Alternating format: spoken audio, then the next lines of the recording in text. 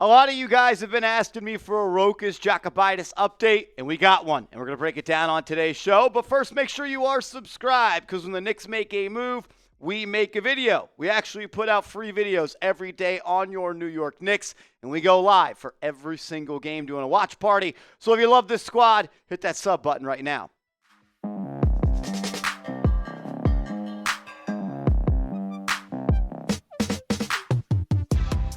Welcome into New York Knicks Now by Chat Sports. I am your host, Marshall Green. Rokas Jokubaitis, he will not be playing for the New York Knicks in the 2025-2026 season.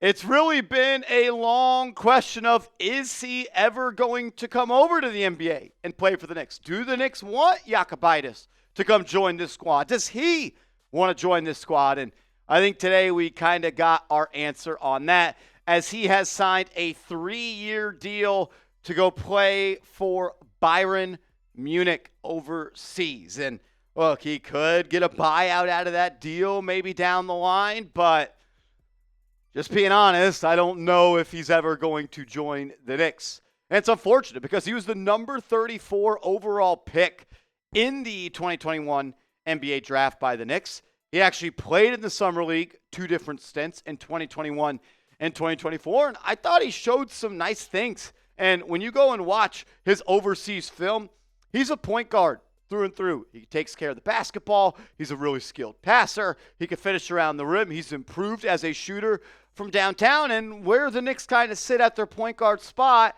I don't think it's the worst thing in the world for them to add another point guard. But I don't know if he will be that guy, because it sounds like the only way he wants to join this team is if there's like guaranteed playing time. And to be honest with you, you were solid in the Summer League, but I haven't seen anything from Jokubaitis that says you should be a part of this rotation night in and night out. He said this prior to Summer League this year when he was asked about if he was going to come over. He said, Summer League?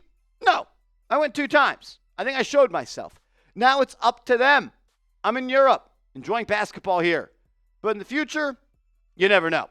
Rokas in the EuroLeague, top 25 in points, assists, steals, and efficiency. 60% from 2 and low 30s from 3. Shout out to New York basketball. Go give them a follow. One of the best Knicks accounts on Twitter. And look, it's unfortunate. Like, the number 34 overall pick, you can get a really good player in that spot. And for that player to never even play a possession for your basketball team is a little bit frustrating, I would say. And it's a rare miss by Leon Rose. He doesn't usually miss to this caliber, and I'm not saying the miss on Jokubaitis is going to come back to bite the Knicks, but it sure would be nice to have maybe a player that went 1 pick later on this team. The Knicks, they also got Miles McBride in that second round, and they also got Jericho Sims. So overall, they made out well, but with pick 34, you could have found a really good player, and there was some, and we'll talk about who they are. It's just pretty disappointing, like, from both perspectives. I had high hopes for Rokas. Like, he's got skills. I wondered if he was an NBA player, but I've seen stuff throughout his time in Europe, and there were some small moments in the Summer League as well where, like, it was like, okay, maybe this guy can be an NBA player. The stats weren't sexy in the Summer League when he played here, like 6 points the first year, not even an assist, a higher turnover to assist ratio in 2021, but he was like semi-efficient, 70% for the field, 60% from 3, and then in 2024, 9.8 points per game in the 5 games he played, up to 3.8 assists. Efficiency stayed well. There just wasn't a lot of volume. Wasn't that many opportunities for him. In 2024, he was playing alongside Tyler Kolek a lot, and like, it's hard to be a pass-first point guard next to another pass-first point guard, and they just didn't really gel all that well. And my takeaway last year was that I think Kolek might be better. Who knows how that pans out down the line. Like, there was some juice there. I thought that maybe he could be a player down the line. I don't know if he ever will be. I would have liked to seen how he kind of fit in an NBA style play, especially in the regular season. Summer League, we know what it is. We've seen Kevin Knox play great. We've seen Jalen Bruson play bad. Thing is, the exact opposite happened in both of those players' careers than it did in the Summer League. It's not the same game, and within the NBA, there's more space, there's more pace, it's more pick and roll, even though that's starting to come back a little bit. I think he was actually built for the NBA game, but who knows if we'll ever see that. What really hurts is the New York Knicks selected him number 34 overall in the 2021 NBA draft, and 1 pick later was is and was one of my favorite players in the NBA, and that's Herb Jones. Shout out to Herb Jones.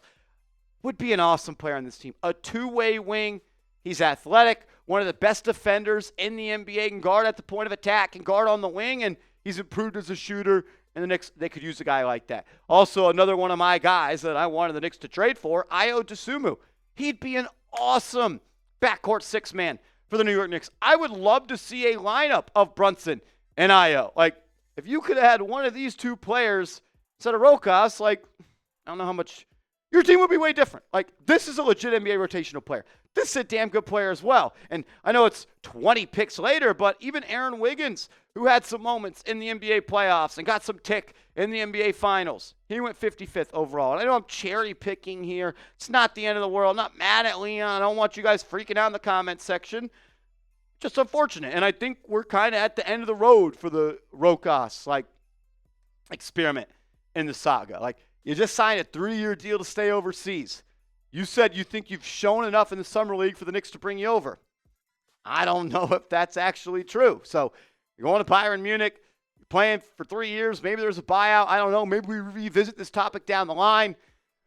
But if I had to plant my flag on one side of the topic, it's on the side that I don't think he ever comes over to America and plays for the New York Knicks. If I'm wrong, I'll tell you that, and we'll find out. Coming up next, though, we got an update on Landry Shamet. Ian Begley of SNY had some interesting words about Shamet and if a return is on the table. We'll break that down in a second, but I want you to take advantage of this deal. If you're looking for some Knicks swag for the upcoming season, some Nike Knicks swag, you're in luck. Because if you go to this link, chatsports.com/Nike sale, this Knicks Nike t-shirt, it's on sale. And it won't be on sale forever is the word. So go get it today, chatsports.com/Nike sale. All righty, Ian Begley of SNY on his show, The Putback. Check it out. Go support Ian. He is crushing it as always. He had Keith Smith on, who is a NBA insider as well. And they kind of talked about Landry Shamet. And Begley said, I think a lot of support internally bringing Shamet back. I would assume he'd be back. I wouldn't rule out the idea of the Knicks adding another veteran in addition to Shamet. Only way to do that is a trade. A Simmons or anybody else. Something I'm vaguely keeping an eye on. And look, we've spent a lot of time on this show talking about who's going to be that last roster spot for the New York Knicks. Is it going to be Ben Simmons? Are they going to go look at a Malcolm Brogdon? Are they going to bring a Landry Shamet back? And I think at this point, like if Ben Simmons wanted to be a Knick, he'd probably already be one. Because if he said yes to the veteran minimum, he'd be here. I think Landry is probably the most likely to be that, and I think it just makes the most sense at this point. He was on the squad last year, seemed like he got along with everybody, and he played his best basketball after he came back from that shoulder injury that knocked him out of the first couple months of the season. And once he got healthy, he kind of showed off that he still is a rotational player in this league. 3 main reasons I think that he could be the best fit for that 14th spot is he knows his role. Like, when you are signed to a veteran minimum deal, you got to know your role. And he knows he may not play every single night. And he's not the type of guy where if he catches a couple DNP coaches' decisions in a row, that he's going to stir up a problem. And he's going to get upset. And he's going to rub people the wrong way in the locker room. And it's going to be a thing. Landry Shamet's not playing minutes. That's not going to happen. Maybe that does happen with the Ben Simmons. Maybe that does happen with the Malcolm Brogdon. Landry, he's not that type of guy. He knows why he's on this team. He's also willing to compete on defense. Not saying other people aren't, but if you're willing to compete on defense, you're willing to guard other people, you know your role, which is playing hard-nosed defense and flying around the ball and competing at a high level, like, I'll take that. And he could play in any lineup because of his ability to shoot the basketball. Like, he shot above 40% from January 1st and on for the New York Knicks. He hit some big shots in the playoffs as well. So he knows his role.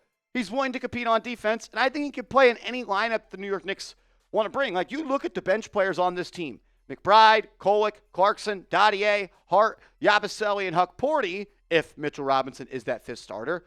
There's not really a knockdown shooter on this roster. McBride has hit some big-time shots. He shot above 40%, not this year, but the year prior from 3. But Clarkson's not known as a marksman from downtown. He's a scorer. We know Josh Hart could be hot and he could be cold. Yabusele knocked down some threes, but if he is your best three-point shooter off the bench, that's usually not a great sign.